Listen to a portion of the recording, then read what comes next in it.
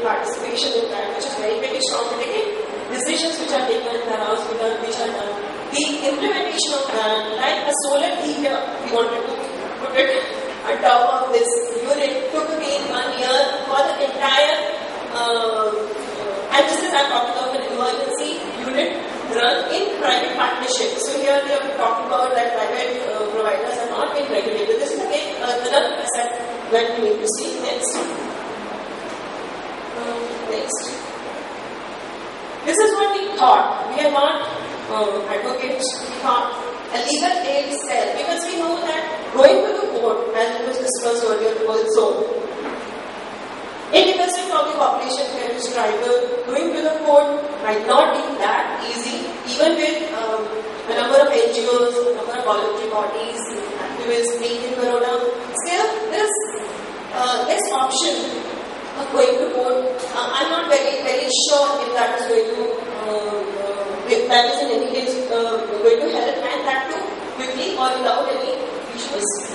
Legal aid cells at least an emergency of separate unit, which are very few in the state, which would be user-friendly, and with regulatory involvement of voluntary agencies.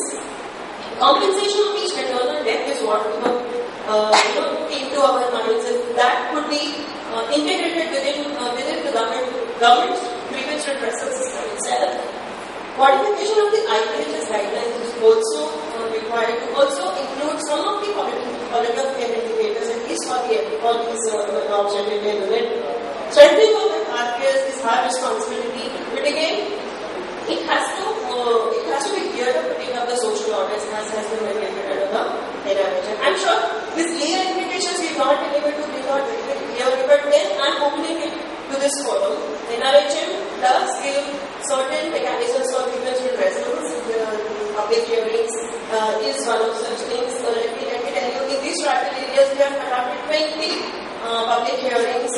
In first public hearing, people come, the government officials come, but in the second and the third, their attendance is very, very low. We have submitted something like 2,500 applications to the government authorities for such attendance. That means the activation at the ground level is there, but then action against these applications has been comprisingly 7%. 7% of 2,500 applications, some response has been received from the government. So, there are mechanisms within the NRHM. We are exploring that, we are working with that, but legal, I would really open up this presentation to what we could do to make this unit better performing so that the lives of the court. Thank you. Thank you, sorry for attending. Complete my discussion within 5 minutes.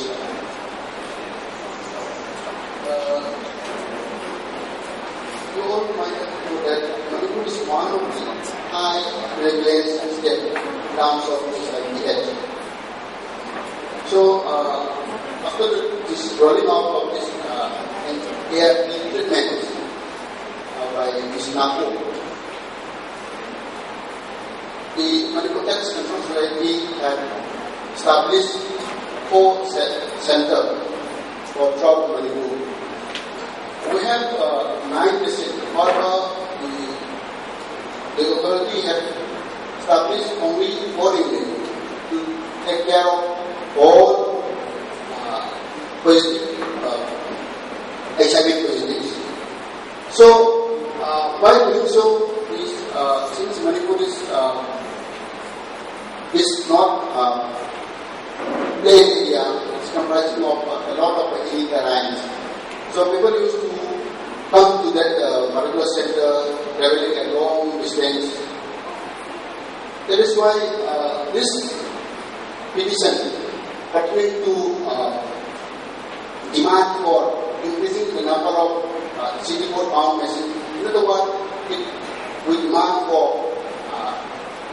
one center for each and every district. This petition has been filed by a positive group called Manipur Network of Positive People. Next.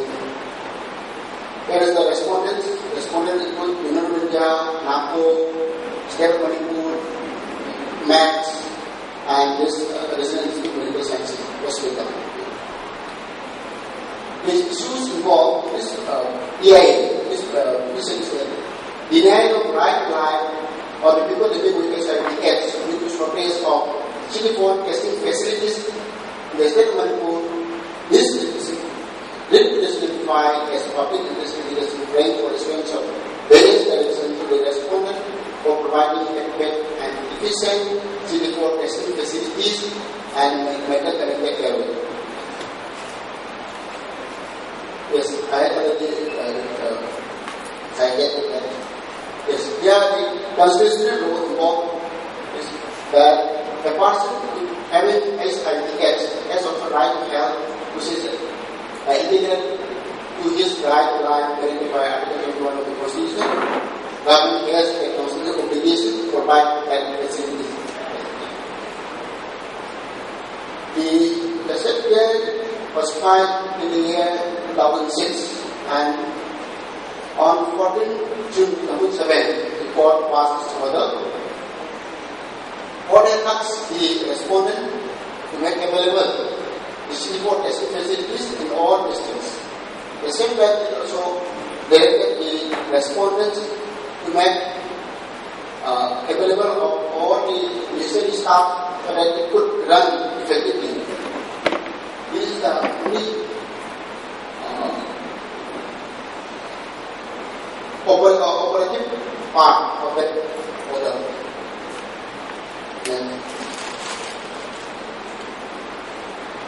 This is the mere observation, or we can call it a ratio of that judgment. That's all.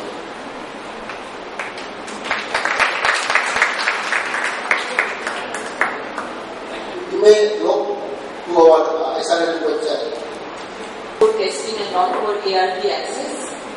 Any particular reason why?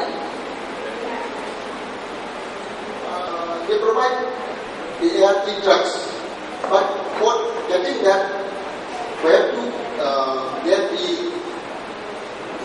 test result of CD4 so that it will test.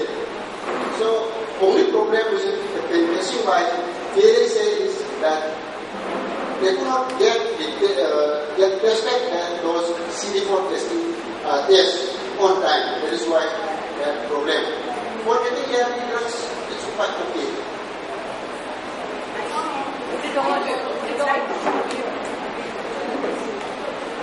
Yes. I said that since there's a lot of hepatitis C also, and so in the scheme of things, the positive people approach, someone mentioned antiretroviral treatment with CD4, because if you ask for things in advance, maybe something comes, but is that also included? And since you're asking, I'd like to ask Nandini that what has been the experience of others who are in public-private partnership? Are they all feeling disillusioned? Most of the people who we have got in touch with, like we have not really got in touch with the big corporates like Mohand and other people, but we had a chance to talk to people from Tata. So they also had similar problems with the government system, because the issue comes in when you are wanting to work within the system. So we wanted to not create structures and